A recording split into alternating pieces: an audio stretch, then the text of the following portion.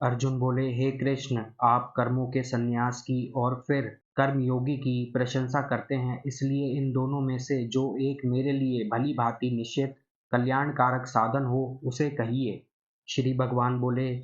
कर्म संन्यास और कर्म योग ये दोनों ही परम कल्याण के करने वाले हैं, परंतु उन दोनों में भी कर्म संन्यास से कर्मयोग साधन में सुगम होने से श्रेष्ठ है। हे अर्जुन, जो पुरुष न किसी से द्वेष करता है और न किसी की आकांक्षा करता है, वह कर्मयोगी सदा सन्यासी ही समझने योग्य है, क्योंकि राग द्वेषादि द्वंद्वों से रहित पुरुष सुखपूर्वक संसार बंधन से मुक्त हो जाता है। उपयुक्त संन्यास और कर्मयोग को मूर्ख लोग पृथक पृथक फल देने वाले कहते हैं, ना कि पंडित जन, क्योंकि दोनों में से एक में भी सम्यक प्रकार से स्थित पुरुष दोनों के फलरूप परमात्मा को प्राप्त होता है। ज्ञान योगियों द्वारा जो परम धाम प्राप्त किया जाता है, कर्म योगियों द्वारा भी वही प्राप्त किया जाता है। इसलिए जो पुरुष ज्ञान योग और कर्म योग को फल रूप में एक देखता है, वही यथार्थ देखता है। परंतु हे अर्जुन, कर्मयोग के बिना संन्यास अर्थात मन, इंद्रिय और शरीर द्वारा होने वाले संपूर्ण कर्मों में कर्तापन का त्याग प्राप्त होना कठिन है, और भगवत स्वरूप को मनन करने वाला कर्मयोगी परम ब्रह्म परमात्मा को शीघ्र ही प्राप्त हो जाता है। जिसका मन अपने वश में है, जो जितेंद्रिय एवं विशुद्ध अंतःकरण वाला है, और संपूर्ण प्राणियों का आत्म रूप परमात्मा ही जिसका आत्मा है, ऐसा कर्मयोगी कर्म करता हुआ भी लिप्त नहीं होता। तत्व को जानने वाला सांख्य योगी तो देखता हुआ, सुनता हुआ, स्पर्श करता हुआ, सूंघता हुआ, भोजन करता हुआ, गमन करता हुआ, सोता हुआ, श्वास लेता हुआ, बोलता हुआ, त्यागता हुआ, ग्रहण करता हुआ तथा आंखों को खोलता और मूंदता हुआ भी सब इंद्रियां अपने अपने अर्थों में बरत रही हैं, इस प्रकार समझकर निसंदेह ऐसा माने कि मैं कुछ भी नहीं करता हूँ। जो पुरुष सब कर्मों को परमात्मा में अर्पण करके और आसक्ति को त्याग कर कर्म करता है, वह पुरुष जल से कमल के पत्ते की भांति पाप से लिप्त नहीं होता। कर्मयोगी मम तत्व बुद्धि रहित केवल इंद्रिय मन बुद्धि और शरीर द्वारा भी आसक्ति को त्याग कर अंतःकरण की शुद्धि के लिए कर्म करता है। कर्मयोगी कर्मों के फल का त्याग करके भगवत प्राप्ति रूप शांति को प्राप्त होता है, और सकाम पुरुष कामना की प्रेरणा से फल में आसक्त होकर बंधता है। अंतःकरण जिसके वश में है, ऐसा सांख्य योग का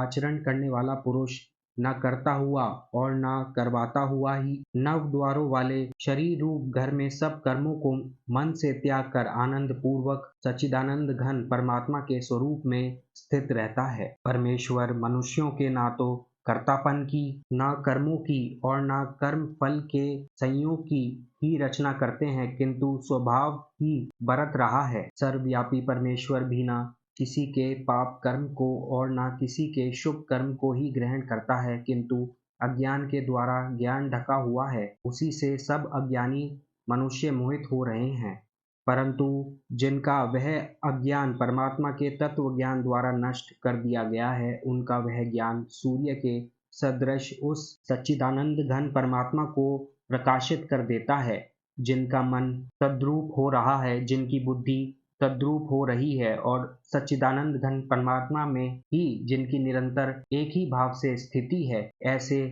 तत्परायण पुरुष ज्ञान के द्वारा पाप रहित होकर अपुनरावृत्ति को अर्थात परम गति को प्राप्त होते हैं। वे ज्ञानी जन विद्या और विनय युक्त ब्राह्मण में तथा गौ, हाथी, कुत्ते और चांडाल में भी समदर्शी ही होते हैं। जिनका मन समभाव में स्थित है, उनके द्वारा इस जीवित अवस्था में ही संपूर्ण संसार जीत लिया गया है, क्योंकि सच्चिदानंद घन परमात्मा निर्दोष और सम है, इससे वे सच्चिदानंद घन परमात्मा में ही स्थित हैं। जो पुरुष प्रिय को प्राप्त होकर हर्षित नहीं हो और अप्रिय को प्राप्त होकर उद्विग्न ना हो, वह स्थिर बुद्धि संशय रहित ब्रह्मवेता पुरुष सच्चिदानंद घन पर ब्रह्म परमात्मा में एक ही भाव से नित्य स्थित है। बाहर के विषयों में आसक्ति रहित अंतःकरण वाला साधक आत्मा में स्थित जो ध्यान जनित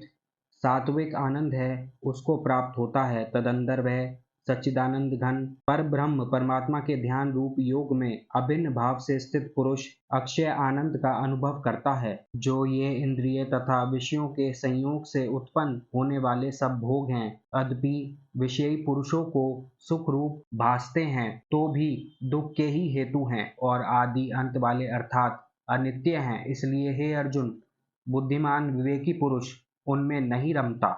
जो साधक इस मनुष्य शरीर में शरीर का नाश होने से पहले पहले ही काम क्रोध से उत्पन्न होने वाले वेग को सहन करने में समर्थ हो जाता है, वही पुरुष योगी है और वही सुखी है। जो पुरुष अंतरात्मा में ही सुख वाला है, आत्मा में ही रमण करने वाला है तथा जो आत्मा में ही ज्ञान वाला है, वह सच्चिदानंद घन पर ब्रह्म परमात्मा के साथ एक ही भाव को प्राप्त सांख्य योगी शांत ब्रह्म को प्राप्त होता है। जिनके सब पाप नष्ट हो गए हैं, जिनके सब संशय ज्ञान के द्वारा निवृत्त हो गए हैं, जो संपूर्ण प्राणियों के हित में रत हैं और जिनका जीता हुआ मन निश्चल भाव से परमात्मा में स्थित है, वे ब्रह्मवेता पुरुष शांत ब्रह्म को प्राप्त होते हैं। काम क्रोध से रहित जीते हुए चित्त वाले परम ब्रह्म परमात्मा का साक्षात्कार किए हुए ज्ञानी पुरुषों के लिए सब ओर से शांत पर ब्रह्म परमात्मा ही परिपूर्ण है।